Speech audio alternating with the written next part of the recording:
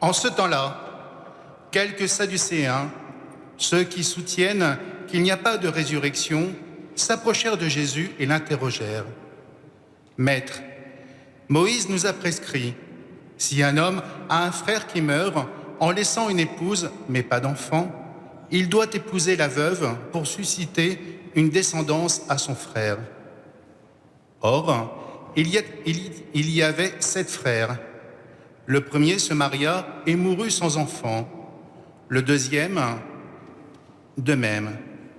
Puis le troisième épousèrent la veuve, et ainsi tous les 7. Ils moururent sans laisser d'enfant. Finalement, la femme mourut aussi. Eh bien, à la résurrection, cette femme-là, duquel d'entre eux sera-t-elle l'épouse, puisque les 7 l'ont eu pour épouse? Jésus leur répondit, « Les enfants de ce monde prennent femme et mari, mais ceux qui ont été jugés dignes d'avoir part au monde à venir et à la résurrection d'entre les morts ne prennent ni femme ni mari, car ils ne peuvent plus mourir.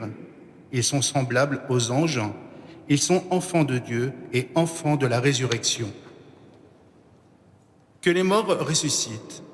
Moïse lui-même le fait comprendre dans ce récit du buisson ardent quand il appelle le Seigneur, le Dieu d'Abraham, Dieu d'Isaac, Dieu de Jacob. Il n'est pas de Dieu des morts, mais des vivants. Tous, en effet, vivent pour lui. Acclamons la parole de Dieu.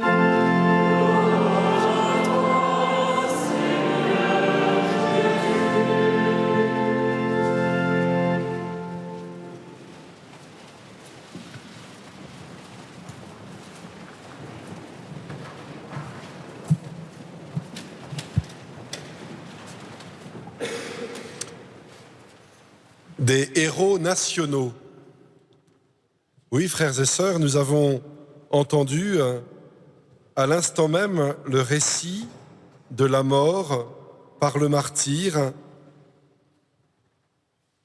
de ses frères qui sont pour Israël des héros de l'histoire politique, mais aussi des héros de l'histoire spirituelle.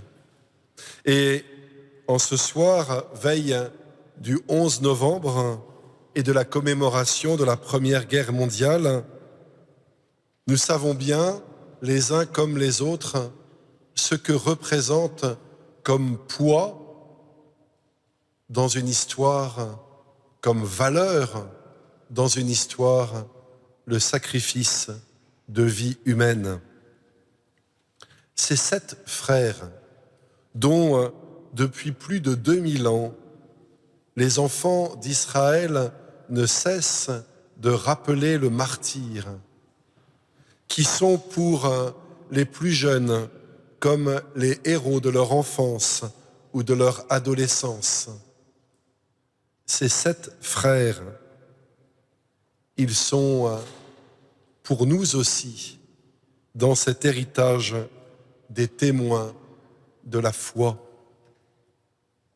Alors, lorsque Jésus est interpellé par ces Sadducéens un jour à Jérusalem, et que ces mêmes Sadducéens, héritiers de cette foi, héritiers de cette histoire, pour l'interroger et le mettre à l'épreuve, reprennent l'histoire des 7 frères, il y a quelque chose de paradoxal.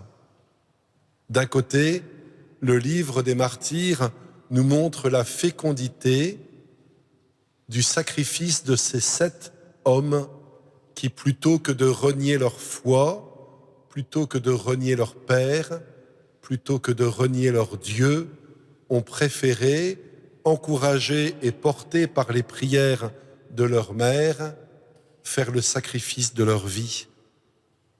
Et de l'autre, 7 autres frères, tous stériles, sans descendance, qui se succèdent auprès de la même épouse, dans une tentative de ridiculiser ou de rabaisser l'espérance de tout un peuple, car les Sadducéens, eux, ne croient pas à la résurrection. Oui, il y a dans ces deux fratries qui nous sont en ce dimanche soir exposées la place pour que nous méditions chacun, les uns comme les autres, sur la manière dont nous souhaitons que nos vies, que nos existences soient fécondes. Il n'est pas indispensable pour cela d'avoir une postérité humaine nombreuse, d'avoir une famille fournie. Non, ces martyrs d'Israël ne sont pas réputés pour leur nombre d'enfants, ni pour la taille de leur famille. Ils sont réputés pour leur foi en la résurrection, leur foi en un Dieu pour lequel la mort de l'homme n'est pas le seul horizon. Leur foi en un Dieu qui accueille jusqu'au bout, y compris et d'abord dans les ténèbres de la mort, parce qu'il nous a fait, parce qu'il nous a créés pour lui. Oui, frères et sœurs, quelle fécondité désirons-nous pour nos existences? Ou plutôt, comment plaçons-nous notre espérance en la résurrection au cœur de notre foi, au cœur de notre vie? Est-ce simplement une des phrases du credo que nous répétons dimanche après dimanche pour penser à des choses plus simples et plus proches? Ne voyez-vous pas qu'ici même, au milieu de nous, se tient présent le ressuscité qui se donne en nourriture, dont la parole vient rejoindre nos histoires et les éclairer et les illuminer, dont la vie vient rejoindre nos vies et les transfigurer?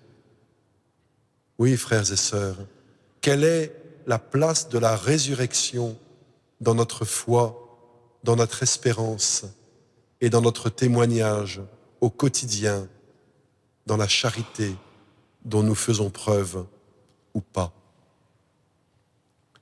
Bien sûr, en leur répondant à ces Sadducéens, Jésus les met en face de l'évidence. Cette histoire de laquelle ils se réclament, ce peuple dont ils se savent membres, tout cela ne peut que les mener à lever les yeux vers le ciel, vers le Dieu d'Abraham, d'Isaac et de Jacob, le Dieu qui n'est ni le Dieu du passé, ni le Dieu du futur, mais un Dieu de présence, pour lequel chacun, génération après génération, est le contemporain.